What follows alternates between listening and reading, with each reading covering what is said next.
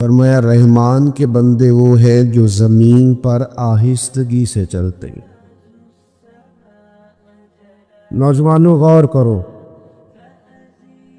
زمین پر آہستگی سے چلتے ہیں، عاجزی سے چلتے ہیں۔ وَإِذَا خَاطَبَهُمُ الْجَاهِلُونَ قَالُوا سَلَامًا، اور جب جاہل ان سے گفتگو کرتے ہیں تو بحث نہیں کرتے بلکہ سلام کر کے گزر جاتے ہیں۔ یہ سارے پیسوں والے بھائی اپنی اپنی جگہ پہ تشریف رکھے جی۔ پیسوں والی تو کافی جگہ رستے میں آئی تھی، ہم پیسے لینے تھوڑی ہیں، ہم تو دعا لینے آئے ہیں، اور دعا دینے والے ہمارے ساتھ بیٹھے ہوئے ہیں، سب اطمینان سے بیٹھے۔ بڑی مہربانی آپ کی، بالکل جو بات ہو رہی ہے اس کو سنیں توجہ کے ساتھ، اس میں خلل پیدا ہوتا ہے۔ پھر آپ کو پتہ ہے نا، مطلب فرنٹ سیٹیں نوٹوں والے لے لیتے ہیں، تو پھر نعت خواں بیچارے کی بھی مجبوری ہوتی ہے اس کا نام یاد کرنا، دو چار شعر اس کے نام کرنا۔ تو یہ کام نہ کرے، آپ مہربانی کریں، بات سنیں۔ سانو تخت ہزارے دی لوڑ کی، نالے کی لگے شہر برول دے نالے، اسی بھی اپنی بال کے سینگنے، سانو کی لگے کسی اور دے نال۔ اب مہربانی کریں، آپ بات سنیں، بات اللہ والوں کی ہو رہی ہے، آپ بیچ میں نوٹ لے آئے، یہ کدھر جا رہے؟ سنیں اور غور کریں۔ وَعِبَادُ الرَّحْمَنِ الَّذِينَ يَمْشُونَ عَلَى الْأَرْضِ هَوْنًا، رحمان کے بندے زمین پر آہستگی سے۔ یہ آہستگی کیسے پیدا ہوتی ہے؟ جب بندہ وزادار نہیں ہو جاتا، اس سے سارا چھچھورا پن نکل جاتا ہے۔ جب علم سے، معرفت سے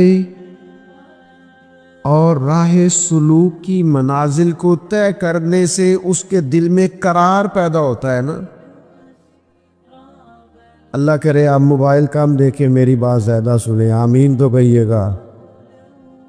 جب اس کی طبیعت میں قرار پیدا ہوتا ہے نا، یقین کامل کی دولت پیدا ہوتی ہے، اللہ کی ذات پر بھروسہ مضبوط ہوتا ہے، اس کا فہم مضبوط ہوتا ہے، وہ بے چینی سے، بے قراری سے، معاذ اللہ ہاتھ پھیلانے سے، وہ کسی کی طرف لالچ سے دیکھنے سے، حرص سے، ہوس سے، طمع سے پاک ہو جاتا ہے نا، پھر وہ وفادار ہو جاتا ہے، قناعت پسند ہو جاتا ہے۔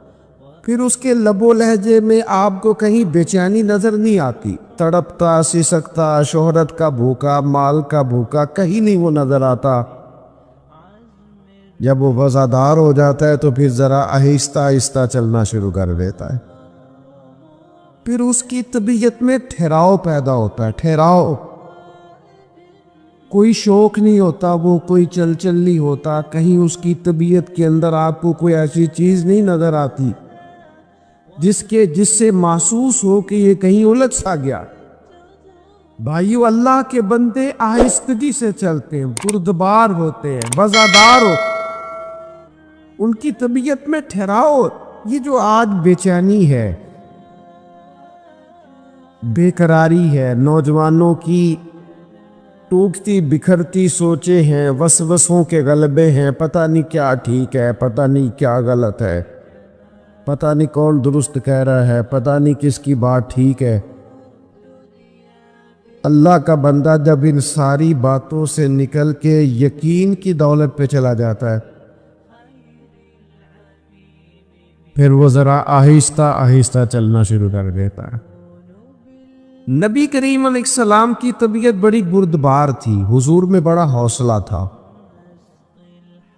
آج نہ ہم بردبار نہیں، ہمارا دشمن، ہمارا مخالف ایک پوسٹ کرتا ہے ہمارے خلاف، کہ ہم اپنی ساری صلاحیتیں اس کو جواب دینے میں لگا دیتے ہیں، اصل کام رہ ہی جاتا ہے، پھر سارا ٹائم لگ جاتا ہے اس کو جواب دینے میں۔ اللہ کے بندے، اتنی فرصت کس کو ہے؟ اتنی فرصت کس کو ہے کہ ہر ایک کے منہ لگے؟ آپ میں بردباری، ٹھہراؤ، حلم، رکنا، ٹھہرنا، سخت ترین بھی اگر کوئی شخص آپ کے ساتھ بات کرے تو آپ بردبار بنے۔ تھوڑا سا نا ہنس کے ٹالنے کا مزاج بنائیں. اگر سب کی سطح پہ اتر کے ان سے بات کرو گے تو آپ کا کوئی معیار نہیں رہے گا زندگی میں. تھوڑا سا نا مشکات میں حدیث ہے، اب اتنے سارے بزرگ بیٹھے ہیں، اللہ قاری صاحب بھی تشریف فرما ہے، اب میں کوئی یہاں حوالہ پیش کروں گا تو وہ بھی بڑا عجیب لگے گا ان بزرگوں کے سامنے. تو مطلب کیسا دستور زبان بندی ہے تیری محفل میں کہ بات کرنے کو ترستی ہے زبان میری. چلو میں کسی سے کوئی دو باتیں ادھار لے کے کر دیتا ہوں. اس نے کہا تھا کہ انہی کے مطلب کی کہہ رہا ہوں، انہی کے مطلب کی کہہ رہا ہوں، بس زبان میری ہے بات ان کی، اور انہی کی محفل سوارتا ہوں، چراغ میرا ہے رات ان کی. دو چار باتیں عرض کرنی، آپ تھوڑا توجہ فرمائیں. ایک صحابی نا بڑے پریشان ہو کے اور بڑی تکلیف میں اور بڑے درد سے آئے اور آ کے عرض کی، یا رسول اللہ صلی اللہ تعالی علیہ وسلم، کفار تو آپ کا نام بگاڑ کے اب آپ کو برا بھلا کہتے ہیں، معاذ اللہ ثم معاذ اللہ. اس کو سمجھیے گا.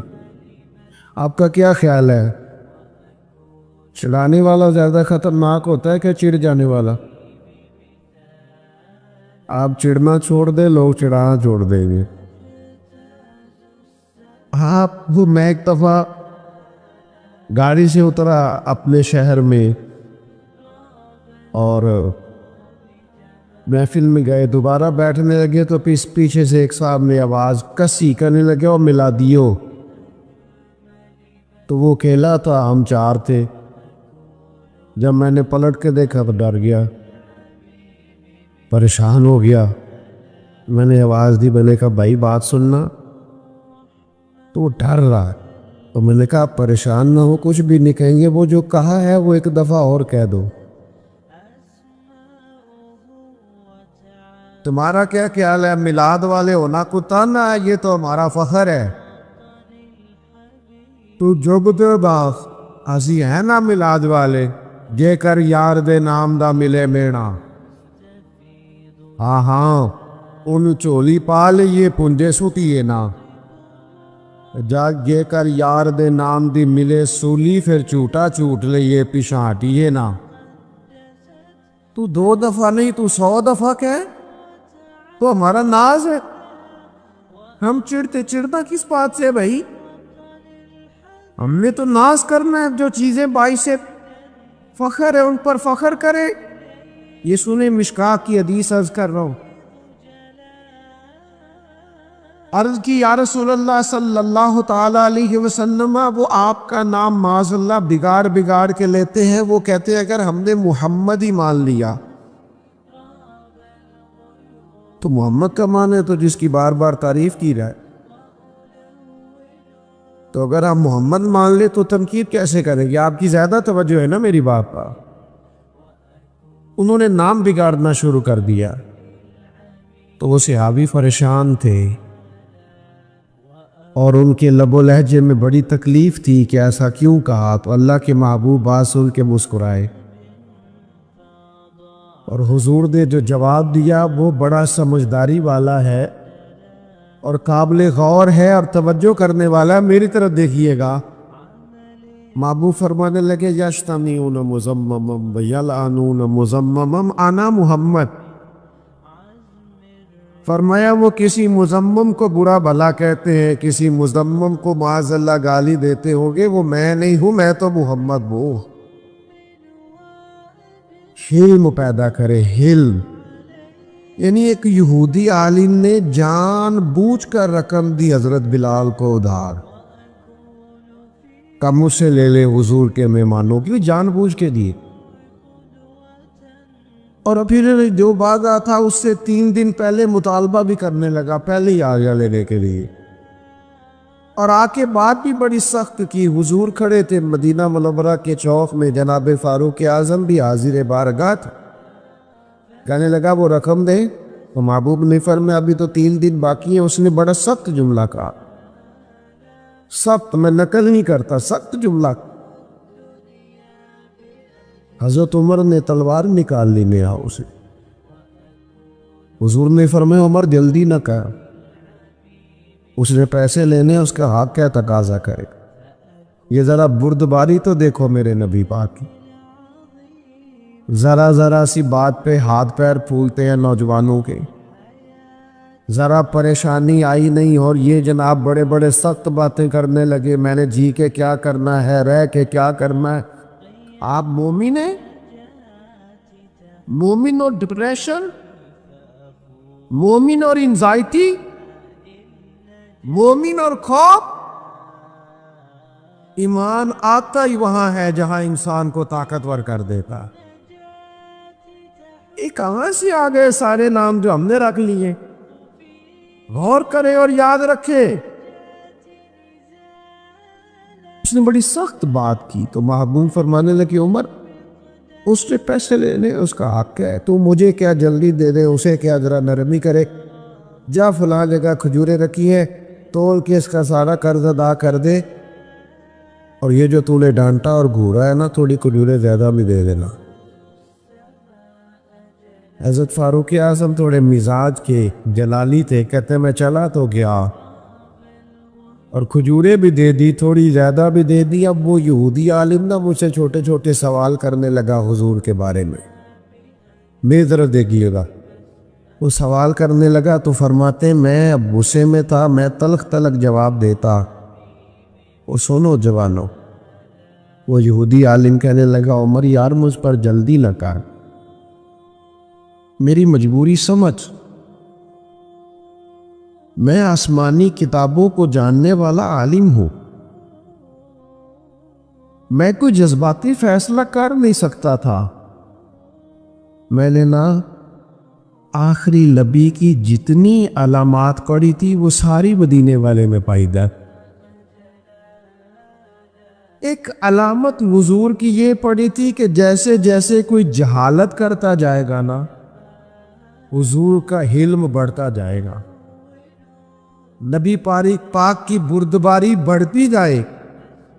میں نے ساری علامتیں حضور میں دیکھ لی، اور میری مجبوری سمجھ، میں اپنے آپ کو تسلی دینا چاہتا تھا، میں نے جان بوجھ کے ادھار دیا تھا، جان بوجھ کے پہلے تقاضا کیا تھا۔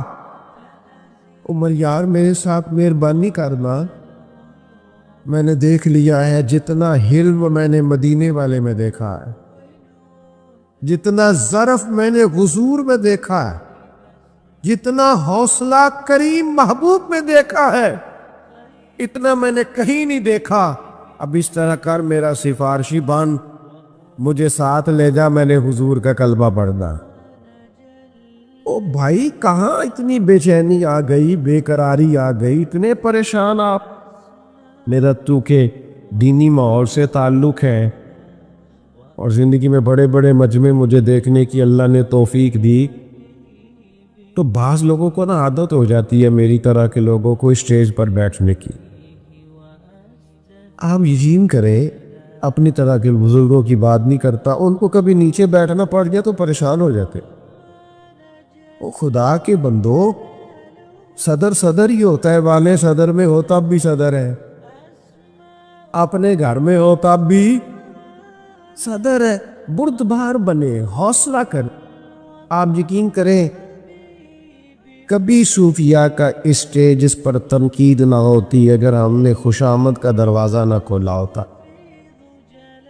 نقیب محفل کا تو یہ کہنا ہوتا تھا کہ فلاں صاحب آئیں گے، اب وہ یہ کریں گے، نعت پڑھیں گے یا تلاوت کریں گے یا بیان کریں گے، لیکن وہ قصیدہ خوانی، وہ القابات کی بھرمار، وہ تو حوصلہ تو کر، تھوڑا برد پار تو بن۔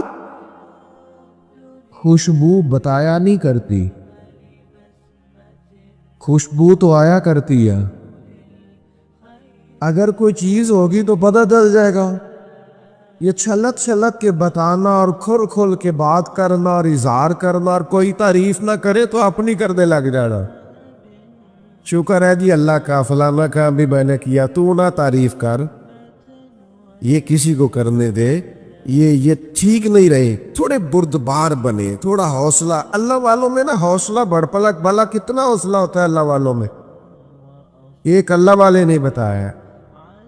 حضرت سلطان باہو فرماتے ہیں اللہ والوں کا سینہ اتنا بڑا ہوتا ہے کہ دل دریا سمندروں ڈوبے تو کون دلا دیا جانے. اور ایک مقام پہ فرمانے لگی 14 طبق ساڈے دلے دے اندر اسی تمبو وانگو تانے. بھائی تھوڑا ٹھہراؤ پیدا کریں، میں کیسے آپ کے سامنے یہ بات رکھوں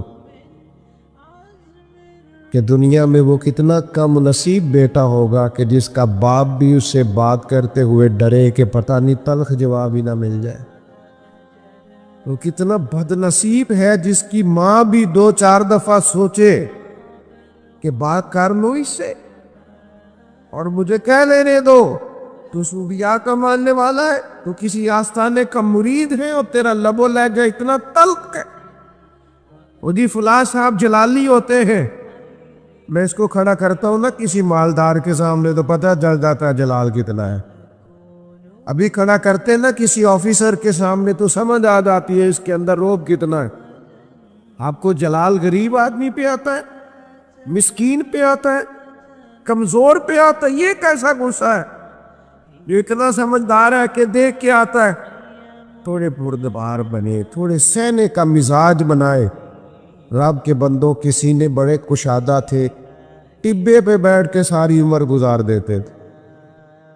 دیکھ لو آج بھی جہاں صوفیاء کے مزارات ہے، آج اس کے پاس 4 پیسے آتے ہیں فوراً ہجرت نہیں کرتا شہر میں، اور شہر میں 4 پیسے آ جائے تو فوراً کسی اچھی سوسائٹی میں منتقل نہیں ہو جاتا. دیکھ لو آج بھی بابا فرید کا وطن کہاں ہے، جا کے دیکھو حضرت سلطان باہو کا قیام کہاں ہے. وہ دیکھو کہاں لوگ بیٹھے رہے لیکن بڑی بردباری سے، بڑے حوصلے سے مقابلہ کیا زندگی میں. اور پھر لوگ آئیں گے الجھانے کے لیے، جاہل آئیں گے، ہر بات میں کہنا کہ میں بحث کروں گا، ہر معاملے میں کہنا کہ جناب آ جاؤ بات کر لو. اللہ کے بندے اس سے تو وقار کمزور ہو جائے. ہر شخص تو اس قابل نہیں ہوتا اس کے سوال کا جواب دیا جائے. وَإِذَا خَاطَبَهُمُ الْجَاهِلُونَ قَالُوا سَلَامًا. جاہلوں سے گفتگو ہو تو ان سے بحث نہیں ہوتی، ان کو تو سلام ہوتا ہے. وہ ایک درویش نے لکھا ہے گدھے اور گھوڑے کی بحث ہو گئی تھی. گدھے اور توجہ تو میرا خیال ہے آپ کی میری بات پر. گدھے اور گھوڑے. گھوڑا کہتا تھا آسمان کا رنگ کالا ہے، نیلا ہے، اور گدھا کہتا تھا کالا ہے. آج وہ گدھا، وہ کہتا تھا کہ رنگ کالا ہے. وہ گھنٹوں بحث ہوتی رہی، بالخصوص یہ سمجھانے کے لیے مثال ہے. بالآخر وہ مقدمہ شیر کی عدالت میں چلا گیا. شیر نے دونوں کی بات سنی اور شیر کہنے لگا کہ آسمان کا رنگ تو نیلا ہوتا ہے، بات گھوڑے کی ٹھیک ہے، لیکن گھوڑے کو عمر قید کی سزا بھی ہے.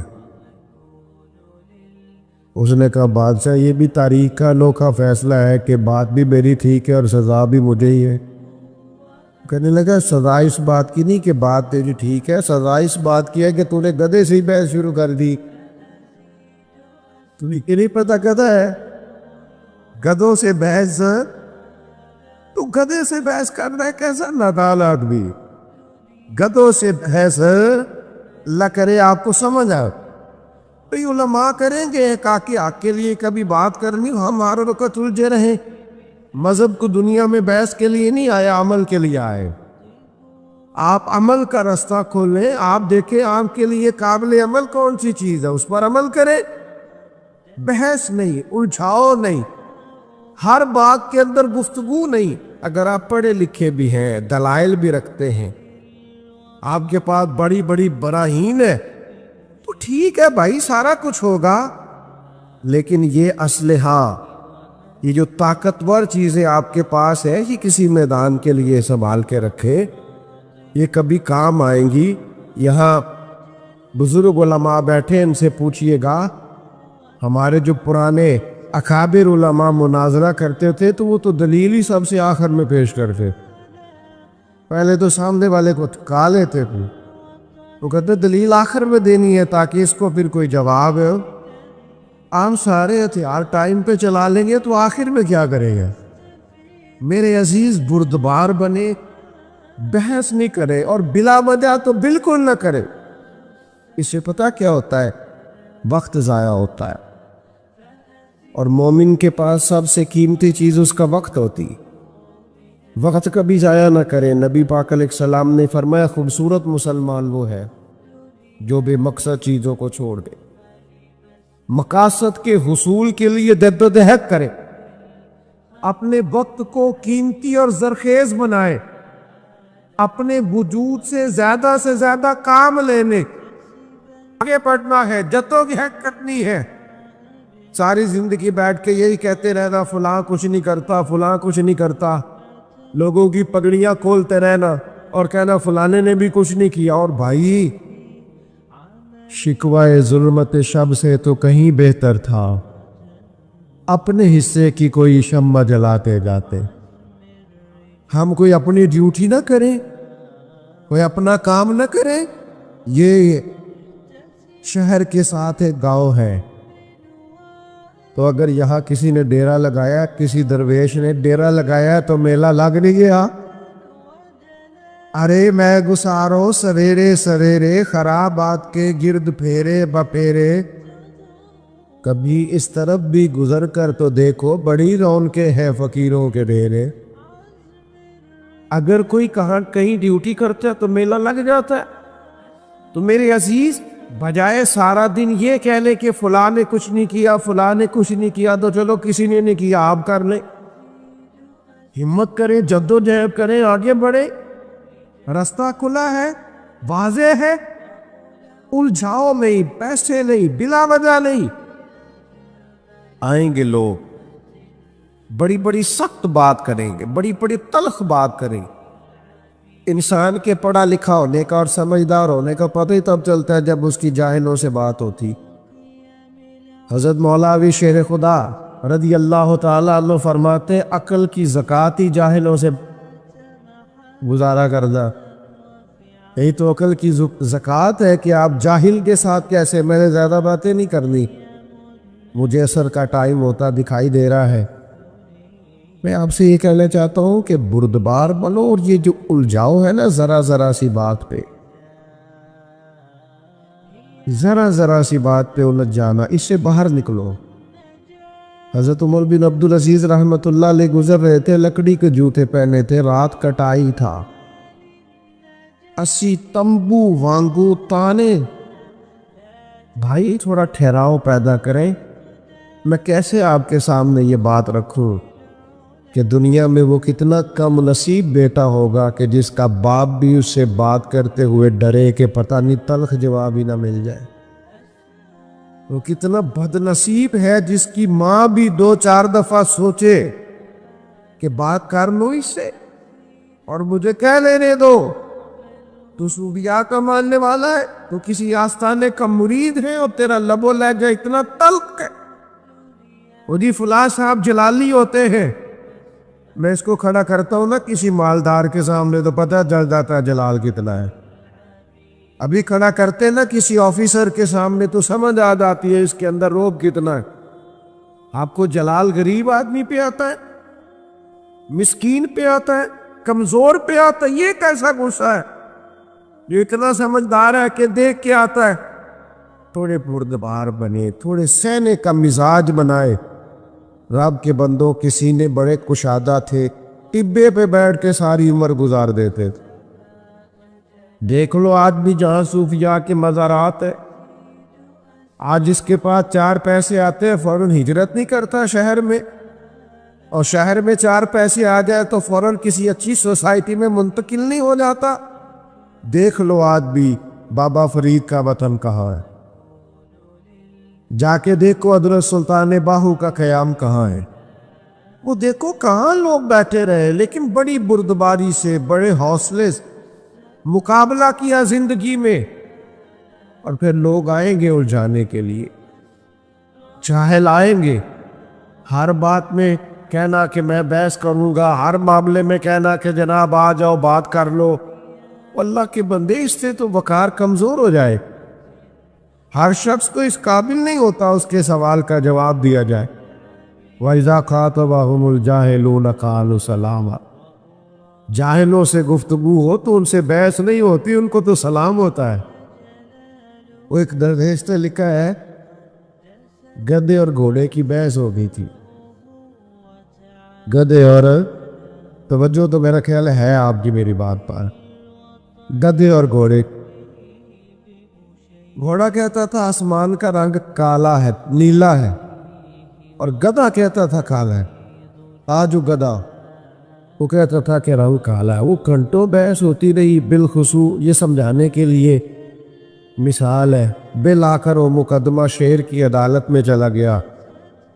شیر نے دونوں کی بات سنی اور شیر کہنے لگا کہ آسمان کا رنگ تو نیلا ہوتا ہے، بات گھوڑے کی ٹھیک ہے، لیکن گھوڑے کو عمر قید کی سزا بھی ہے۔ اس نے کہا بادشاہ یہ بھی تاریخ کا انوکھا فیصلہ ہے کہ بات بھی میری ٹھیک ہے اور سزا بھی مجھے ہی ہے۔ کہنے لگا سزا اس بات کی نہیں کہ بات تیری ٹھیک ہے، سزا اس بات کی ہے کہ تو نے گدھے سے ہی بحث شروع کر دی۔ تمہیں کہ نہیں پتہ گدھا ہے، گدھوں سے بحث، تو گدھے سے بحث کر رہا ہے، کیسا نادان آدمی۔ گدھوں سے بحث اللہ کرے آپ کو سمجھ آ بھئی علماء کریں گے کہ آپ کے لیے کبھی بات کرنی ہو، ہم ہر وقت الجھے رہیں۔ تبارک و تعالی قادر مطلق ہے، کائنات کا مالک ہے اور بے نیاز ہے۔ بے نیاز رب پر کسی شخص کا کسی قسم کا کوئی زور نہیں چلتا۔ وہ اپنے فیصلوں میں قادر ہے، جو چاہتا ہے جس وقت چاہتا ہے جب چاہتا ہے کر دیتا ہے۔ وہ ایک کن سے ساری کائنات کو پیدا کرتا ہے، پھر اس کا حکم آئے گا، حضرت اسرافیل علیہ السلام سور پھونکیں گے اور ساری کائنات فنا ہو جائے گی۔ پھر وہ ایک حکم ہی جاری کرے گا تو لوگ اپنی قبروں سے نکل آئیں گے۔ اس کے حکم سے ہی میزان عمل قائم ہوگا، اسی کا حکم چلے گا، جنت اور دوزخ کے فیصلے ہوں گے۔ وہ حی ہے، وہ قیوم ہے، لیکن اس کے ساتھ ساتھ وہ بڑا مہربان بھی ہے۔ کوئی اسے مجبور نہیں کر سکتا، لیکن اگر وہ خود ہی رحمت کرے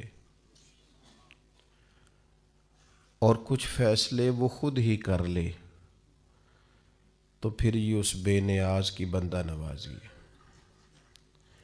قرآن مجید سورہ انعام میں سے ایک آیہ کریمہ کا کچھ حصہ اللہ تعالیٰ نے ارشاد فرمایا کہ کَتَبَ رَبُّكُمْ عَلَى نَفْسِهِ الرَّحْمَةَ، تمہارے رب نے اپنے ذمہ کرم پر رحمت لازم کر لی۔ اس نے اپنے فضل سے فیصلہ کیا ہے کہ وہ رحمت ہی فرمائے گا۔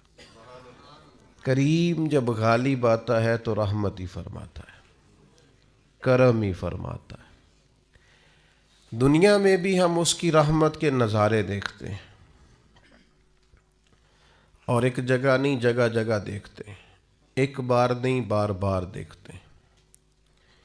ایک جگہ نہیں کائنات کے رنگوں میں بکھرے ہوئے اس کے فضل اور اس کے کرم کی برکھا برستی ہم دیکھتے ہیں۔ ہماری زندگی اور ہمارا وجود اور ہمارے پاس جتنی بھی نعمتیں ہیں، ان سب کو اگر غور سے دیکھا جائے تو ہماری محنت تو 1% بھی نہیں۔ یہ جو کچھ بھی ہے اس کے فضل اور اس کی رحمت ہی کا صدقہ ہے۔ پھر یہ کہ جو ہم سے نافرمانیاں ہو جاتی ہیں، جتنے ہم سے گناہ ہوتے ہیں، خطائیں ہوتی ہیں، لغزشیں سرزد ہوتی ہیں، وہ کائنات کا رب دنیا میں ان سب کی سزا نہیں دیتا، بلکہ فرماتا ہے وَمَا أَصَابَكُم مِّن مُّصِيبَةٍ فَبِمَا كَسَبَتْ أَيْدِيكُمْ وَيَعْفُو عَن كَثِيرٍ۔ فرمایا تمہیں جو مصیبت آتی ہے وہ تمہارے ہاتھوں کے کرتوت کے سبب سے آتی ہے، وَيَعْفُو عَن كَثِيرٍ، بہت ساری کی تو اللہ سزا ہی نہیں دیتا، ویسے ہی معاف کر دیتا ہے۔ ایک بڑی تعداد تمہاری غلطیوں کی ایسی ہے جن کی اللہ سزا نہیں دیتا، کثیر غلطیاں ایسی ہیں جو معاف کر دیتا۔ تو ایک اس کی رحمت کا تقاضا یہ کہ بن مانگے دیتا ہے، ایک یہ کہ گناہ پر سزا نہیں دیتا۔ تیسری بات یہ کہ دنیا میں رحمت کا نزول کرتا ہے، لوگوں کے دلوں کے اندر جذبات ہیں رحمت کے۔ حضور سید عالم صلی اللہ تعالیٰ علیہ وسلم نے ایک مثال دے کے بات کو سمجھایا، یہ مشکاہ شریف میں بھی موجود ہے اور دیگر کتب احادیث میں بھی۔ حضور فرماتے ہیں کہ اللہ نے اپنی رحمت کے 100 حصے کیے، ایک حصہ اللہ نے دنیا پہ نازل فرمایا، فرمایا اس ایک حصے کی برکت سے ماں بچوں سے پیار کرتی، باپ بچوں پر شفقت کرتا ہے، لوگ غرباء سے محبت کرتے ہیں، ایک حصہ رحمت دنیا میں نہ۔ اگلے لفظ سنیں گے تو آپ خوش ہو جائیں گے۔ حضور فرماتے ہیں رب نے 99 حصے رحمت کے محفوظ کیے ہیں، قیامت کے دن اپنے بندوں پر فرمائے گا۔ ایک حصہ دنیا میں نازل کیا، جس کے سبب سے یہ جتنا کرم ہے، فضل ہے، رحمت ہے، ایک دوسرے کے بارے میں محبت کے جذبات ہیں، یہ ایک حصہ ایک کرم کے سبب سے۔ درندے بھی اپنے بچوں سے پیار کرتے ہیں، اور دیکھیے کچھ جگہوں پہ ایسا نہیں ہے، مثلا ناگن اپنے بچوں کو کھا جاتی ہے، مچھلی اپنے بچوں کو پہچانتی بھی نہیں۔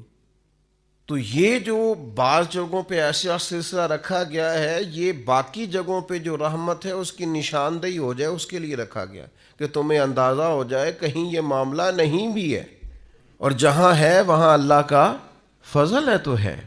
آپ غور فرمائیں، بہت ساری جگہوں پہ بہت سارے والدین بھی ایسے ہمیں تاریخ میں ملتے ہیں اور ہمارے ارد گرد پائے جاتے ہیں، بحیثیت باپ ہونے کے بھی اس نے پرواہ ہی نہیں کی کبھی بچوں کی، اس کا اور ذوق ہے۔ تو یہ آپ کے دل میں جو بہت زیادہ پیار ہے بچوں کا، تو یہ سمجھ لیں اللہ نے خاص رحمت فرمائی ہوئی ہے، یہ اس نے خاص کرم کیا۔ پھر چوتھی بات رحمت الہی کے تعلق سے آپ اس کو سمجھ لیں، پرافٹ ایک بہت بڑی چیز کا نام ہے، جس کاروبار میں نفع نہ ہو لوگ اس کو بند کر دیتے ہیں، لمبا عرصہ تک لوگ وہ کاروبار نہیں کرتے جس کاروبار میں خسارہ ہو۔ ایک وقت تک اس کو دیکھا جاتا ہے، جب سمجھ میں آتا ہے کہ یار یہ تو معاملہ جو ہے یہ میری سمجھ میں نہیں آ رہا، تو بڑے سالوں کا چلتا ہوا بزنس بھی لوگ چلتا ہوا کرتے ہیں، کہتے ہیں نہیں سمجھ میں آ رہا۔ اپنی زندگی کو پلٹ کے دیکھیں کہ زندگی نفع میں ہے، پرافٹ میں ہے یا خسارے میں ہے۔ اللہ نے تو کہا ان الانسان لفی خسر، انسان نقصان میں ہے، خسارے میں۔ تو اللہ جب رحمت کرتا ہے نا، تو پھر یہ جو زندگی ہوتی ہے یہ نفع میں ہو جاتی ہے۔ کس طرح؟ حضور فرماتے ہیں تم ایک گناہ کرتے ہو تو جب تک کرتے نہیں لکھا نہیں جاتا، اور کر لیتے ہو تو ایک ہی لکھا جاتا ہے، اور نیکی کا ارادہ کرتے ہو ابھی کی نہیں، وہ لکھ دیتا ہے۔ اور فرمایا جب کر لیتے ہو تو پھر 10 گنا بڑھا کے لکھتا ہے۔ تمہاری زندگی خسارے میں ہوتی، تم محسوس کرتے کہ ہر جگہ نقصان ہی نقصان ہے، لیکن اس نے رحمت کی ہے، تمہاری زندگی کو نفع والی زندگی بنا دیا، تمہارے اوقات میں برکت کر دی، تمہارے لیے بہت ساری جگہوں پہ آسانیاں کر دی ہیں، پھر اعمال میں برکت کر دی۔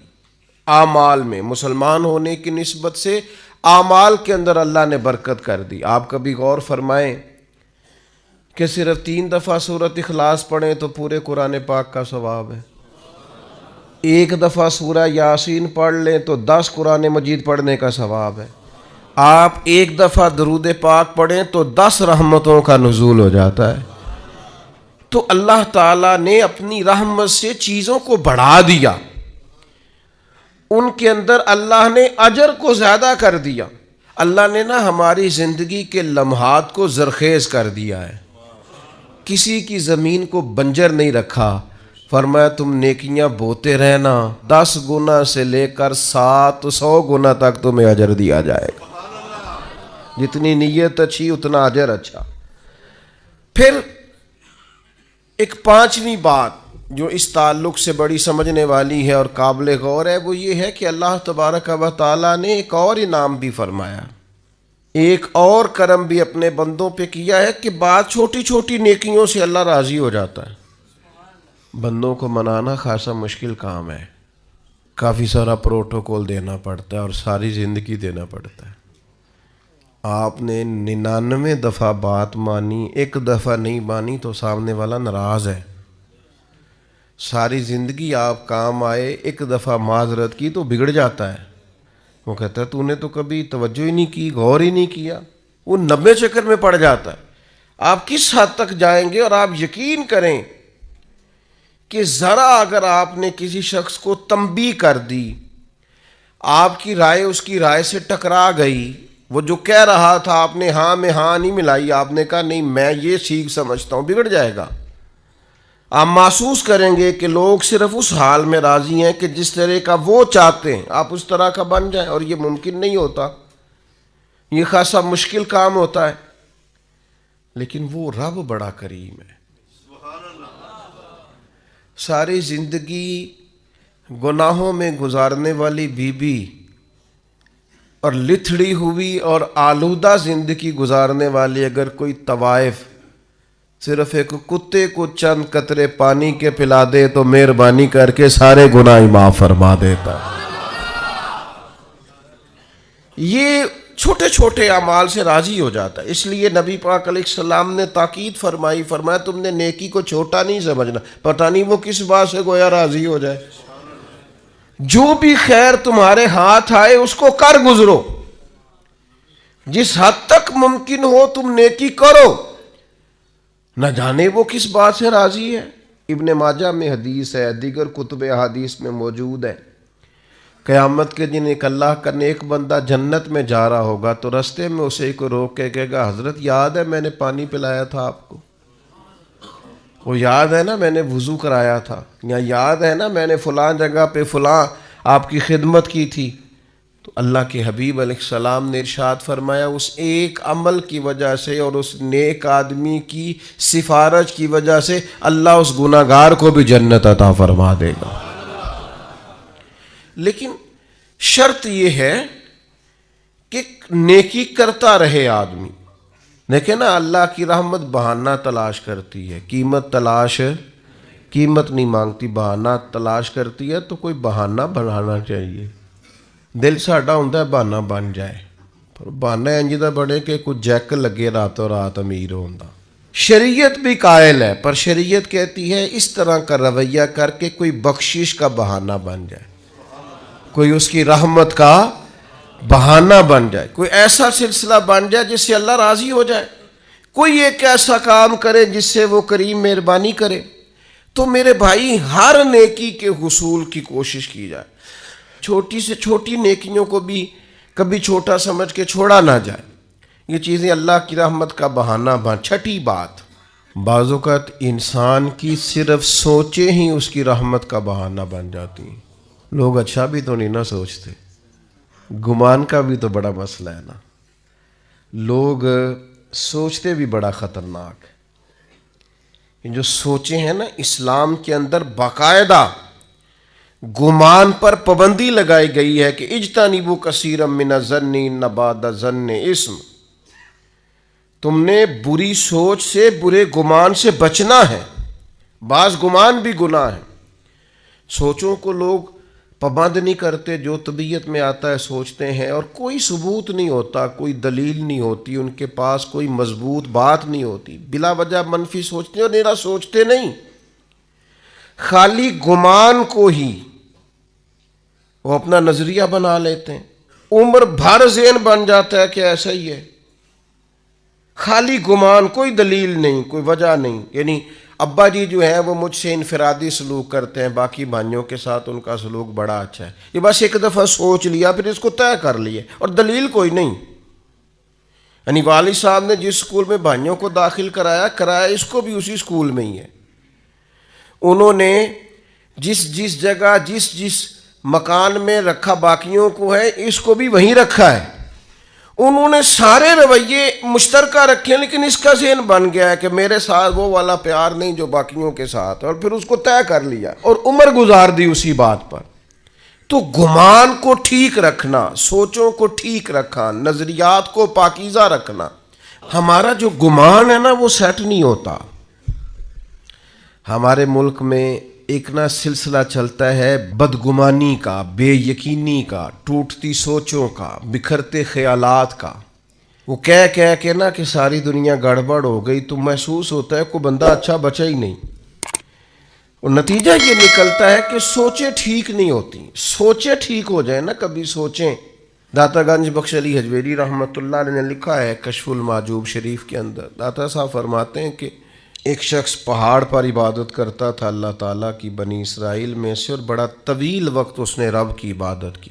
پھر اس سے ایک غلطی ہو گئی، اعتراض کر بیٹھا اللہ کی تخلیق پر کہ یا اللہ یہ پہاڑ نہ بنائے ہوتے تو کیا ہی اچھا ہوتا، معاذ اللہ. وہ بے نیاز ہے، ناراض ہو گیا. اپنے اس وقت کے پیغمبر علیہ السلام کو وحی فرمائی کہ اس سے جا کے کہو تو میری تخلیق پہ اعتراض کرتا ہے، تیرا نام نیکوں کی صف سے کاٹ دیا ہے، نافرمانوں کی صف میں لکھ دیا. بندہ بڑا انوکھا تھا. اور یہ جو بندے کے اندر جذبات پیدا ہوتے ہیں، دراصل یہ بھی توفیق الہی ہوتی ہے. جب آ کے اسے کہا نا کہ تیرا نام کاٹ دیا ہے، تو کہنے لگا حضور کاٹنا اور لکھنا چھوڑیے، یہ بتائیے میرے رب نے میرا نام لیا ہے؟ یعنی میرے رب نے میرا نام لیا ہے؟